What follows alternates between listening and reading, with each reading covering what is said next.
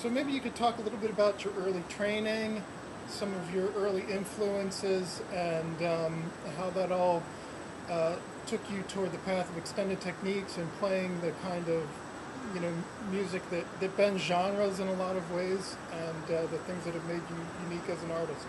Well, I started out as a classical flute player, and you know, my teachers were working hard on the goal of training me to become an orchestra player, and that's what I thought I wanted to do when I was young. And Tanglewood cured me. Uh, well, I'm very grateful to them. I really am. Tell me Uh, about that.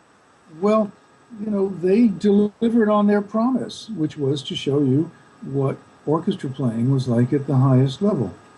And so I was 19 and I played in the best student orchestra in the country, and I discovered that it wasn't for me.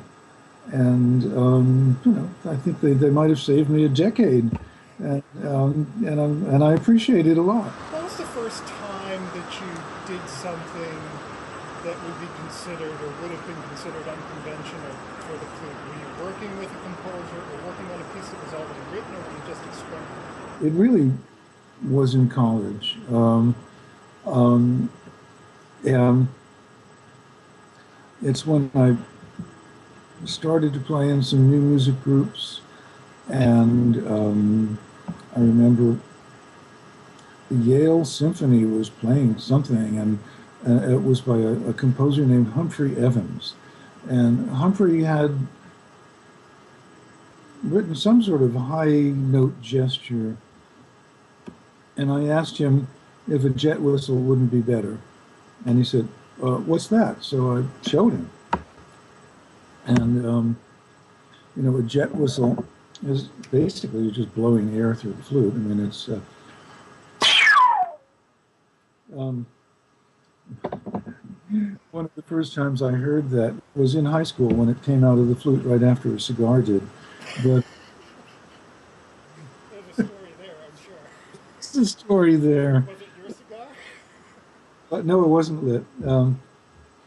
I don't know. It was maybe a boy thing. I had my little period of firing projectiles out of the flute. And I've never met anyone else who did. And what I don't understand what's the matter with them. I mean, you're blowing on this tube the whole time. Why doesn't it occur to you to shoot something out of it? But how's your aim? Excellent. Okay. So It's be like, forewarned, audience. no, I'm not going to be shooting at the audience, don't worry. But if you're doing this, the mechanism right there acts as a perfect little sight. And I came mighty close to popping a cigar into the mouth of the conductor of the All City High School Orchestra. But I hit his mustache. So I asked Humphrey if he'd like a jet whistle, and he would. And he was also like amazed that there was something else besides what he had learned as standard orchestration. And I began to realize that, wow, composers are interested in this stuff, and it was easy to make it up. Um, and then the biggest influence really at that time was the music I was listening to, which was on one side electronic music, had a completely different way of thinking. Um, and this was before the synthesizer. I'm one of the very last who studied electronic music in what euphemistically is called the classical electronic studio, which meant slave labor. Wow, was it hard work to make any kind of sound? That was really a punch card period, right? When No, no, we didn't have punch cards. This was really just the physical manipulation of the tape by yourself. Like if you wanted a crossfade from sound A to sound B, you recorded them both, figured out how much tape in inches it was going to take to do the crossfade in the time you wanted it, make a splice of that length, tape it up, And really getting like a 12 or 13-inch splice in a piece of quarter-inch tape was a challenge. Um, and then as the tape ran over a mono quarter-inch head, one sound gradually replaced the other. And then the other thing, of course, was listening to rock and the incredible explosion of sonority that was happening.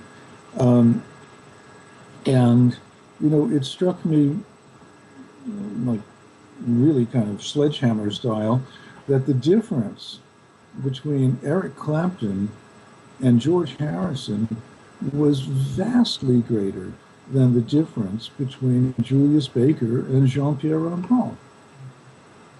And the guitar players seemed to have, this continent to roam around on. And the flute players seemed to have a very lovely, well-groomed backyard in Rhode Island. What I learned from electronic music was the idea that any instrument can be treated as a human-powered synthesizer. They're all different. I mean, the potentialities of a flute are different from those of an oboe, and the world's better for that, or a trombone, or contrabass, or violin. But still, and also there's a whole generation of, or now multiple generations of improvisers that have taken as a stance that any person, not instruments, because instruments actually don't play anything. Every instrument sounds exactly the same. You see, they all sound just like that. You know, um, um, but any person can take any musical role at any time, and so and that is, I think, a kind of fundamental aesthetic underpinning of what the improvised music community has been doing in the last 30 years or so. And so, yeah, so if I decide, like, well, okay, I want to solve the problem of flute power chords so that I can play flute power chords. And obviously, the means that a guitar does it are not relevant to me, but the kind of emotional sensibility of it is. So if I